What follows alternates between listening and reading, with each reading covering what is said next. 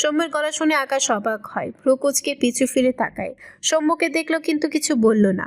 আকাশ আবারও ঘাড় ঘুরিয়ে ডিকির ভেতরে থেকে একজোড়া সাদা জুতো নামালো মাটিতে। পায়ের কালো জুতো খুলে সাদা জুতো জোড়া পরে ডিকির ভেতরে কালো জুতো জোড়া রেখে গাড়ির ডিকি লাগিয়ে দেয়। এরপর আবারও হাত দুটো ধুয়ে নেয়। উল্টো ঘুরে সৌম্যের দিকে এগিয়ে এসে বলে, কে যেন বলছিলে? সৌম্য তীক্ষ্ণ দৃষ্টিতে চেয়ে আছে আকাশের দিকে। আজ বিকেলের দিকে তার একবার বায়ানের সাথে দেখা হয়েছিল। টুকটাক কথা বলার সময় আকাশের ব্যাপারে কেমন উদ্ভট কথা শুনেছে, যদিও বায়ান পরবর্তীতে তা এড়িয়ে গিয়েছে। কিন্তু সৌম্যর ব্যাপারটা ভালো লাগলো না। আর এখানে এসে আকাশের হাতে ছুরিটা সে দেখলো। সব মিলিয়ে আকাশকে সৌম্যর সুবিধার লাগছে না। আকাশ সৌম্যর দিকে ভ্রু কুচকে চেয়ে পানি খায়। সৌম্য ভাবনা রেখে বলে, একদম মিথ্যা বলবেন না। কি করেন আপনি? আকাশ কয়েক ঢোক পানি খেয়ে কৌতুক স্বরে বলে, করি তো খুন। তুমি হতে চাও? সৌম্য আকাশের হেয়ালি কথায় বিরক্ত হলো, রেগে বলে, আপনি ওইদিকে গিয়েছিলেন, আমি দেখেছি।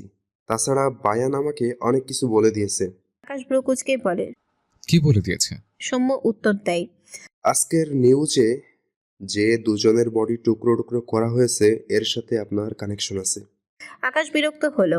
এই বায়ানকে সাথে নিয়েছিল কোন দুঃখে? বেয়াদবটাকে সামনে পাইলে আগে চারটা লাগাবে। আকাশ আশেপাশে তাকালো। জায়গাটি আগের চেয়েও নির্জন হয়েছে।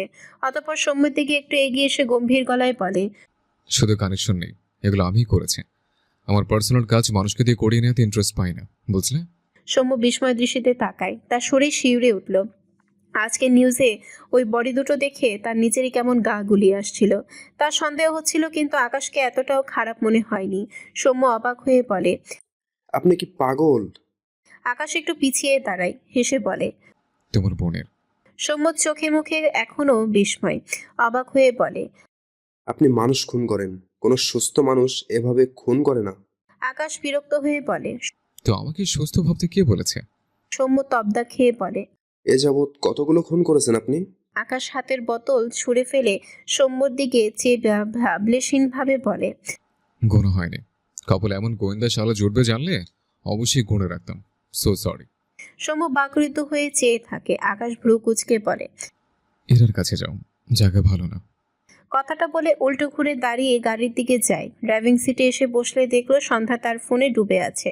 আকাশ ভ্রু কুঁচকে তাকায়। এই বউটা তার ফোনে এত মনোযোগ দিয়ে কি দেখছে? একটু এগিয়ে গিয়ে দেখলো সন্ধ্যা গ্যালারিতে থাকা তার ছবিগুলো খুব মনোযোগ সহকারে জুম করে করে দেখছে। আকাশ মিটিমিটি হেসে বলে, ছেলেটা খুব সুন্দর, তাই না সন্ধ্যা বলতি? আকাশের কণ্ঠ পেয়ে সন্ধ্যা ঝাঁকি দিয়ে ওঠে। থতমত খেয়ে তাকায় আকাশের দিকে।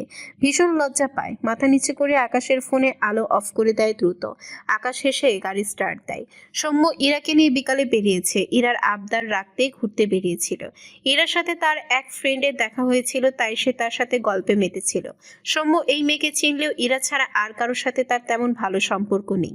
ইরার সাথে বন্ধুত্বটা ইরার জন্যই হয়েছে। ইরা সবসময় নিচে থেকে তার দিকে কয়েকশো ধাপ এগিয়ে আসতো। কারণটা অবশ্যই ইরার ভালোবাসা ছিল।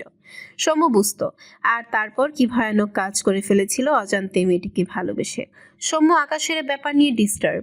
আকাশের কাছে খুন করাটা যেন পান্তা ভাত। সৌম্য কিছুতে হজম করতে পারছে না। আজকে নিউজে দেখানো লোক দুটো যে রেপিস্ট, এটা নিউজের সাথেই বলছে, কিন্তু আকাশ ওদের এভাবে মারলো কেন? এসব ভাবতে ভাবতে সৌম্য ইরার পাশে এসে দাঁড়ায়। ইরা সৌম্যকে দেখে তার ফ্রেন্ডকে বিদায় দিয়ে দেয়। এরপর দু হাতে সৌম্যের হাত ধরে হেসে বলে, জানিস আয়েশার দুটো বাচ্চা হয়ে গিয়েছে। সৌম্য ছোট করে বলে। ওফ।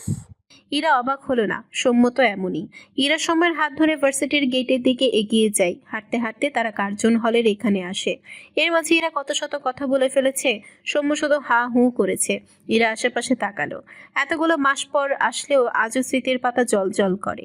তার সৌম্যের জন্য কত দুঃখ মিশে আছে এই জায়গায়, একমাত্র সেই জানে। ইরা দীর্ঘশ্বাস ফেলে সৌম্যর হাত ধরে এদিক ওদিক নাড়িয়ে বলে, সৌম্য, এক কাজ করি চল।